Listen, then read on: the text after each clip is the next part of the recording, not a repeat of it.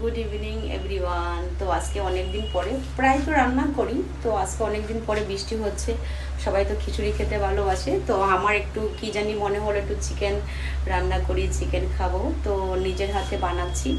তোমরা দেখো আমার ছোট্ট মিনি ব্লগ, কি রান্না করছি, কি খাওয়া দাওয়া করছি, সব কিছু তোমাদের সাথে আজকে একটু শেয়ার করার ইচ্ছা হলো, তাই ভিডিওটা জাস্ট টাইম পাসের জন্য বানালাম।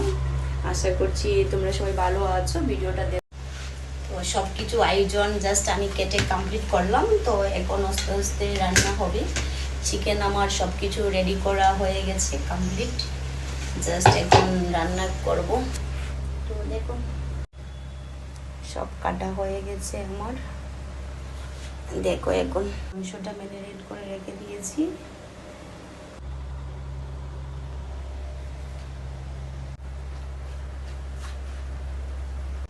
তেলটা গরম হয়ে গেছে, আলুটা এখন ভাজা করব ধীরে ধীরে।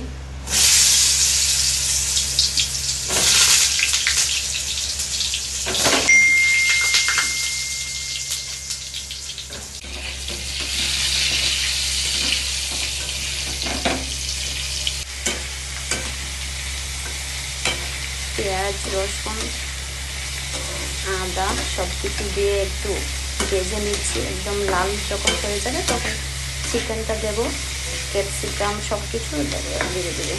তখন আমার পেঁয়াজটা ভাজা হতে থাকে, তখন লাল হয়ে যাবে তখন সব কিছু লাল লাল যখন একদম হয়ে যাবে তখন চিকেনটা দেবো, ক্যাপসিকাম, এখানে রয়েছে আপনার টমেটো, সব কিছু যা যা লাগে সব কিছু দিয়ে একদম ভালো করে এটাকে আমি করে নিচ্ছি, লাল লাল করে নিচ্ছি। যখন একদম লাল লাল হয়ে যাবে তখন চিকেনটা দেবো।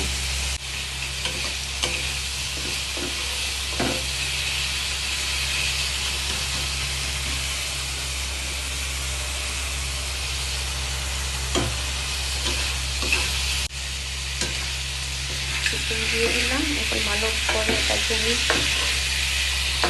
করে নেব।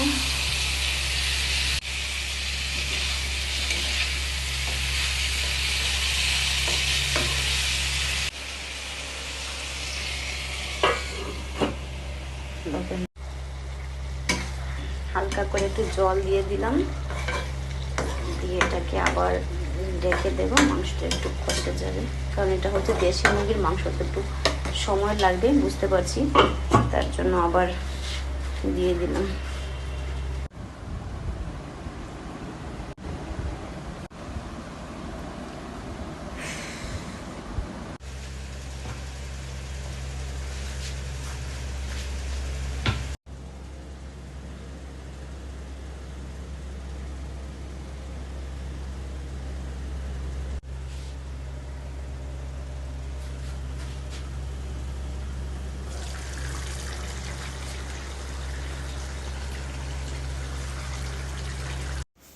Good evening everyone. অনেক দিন পরে ইচ্ছা হলো তোমাদের সাথে একটা রান্নার ব্লগ শেয়ার করি। তো প্রায় তো রান্না করি, কোনোদিন শেয়ার করা হয় না, তো আজকে ভাবলাম যে তোমাদের সাথে শেয়ার করি। তো তোমরা সবাই জানাবে কমেন্ট করে কেমন হয়েছে আমার রান্না। চলো তাহলে রান্নাটা তোমাদের সাথে শেয়ার করি, দেখে জানাবে কেমন হয়েছে।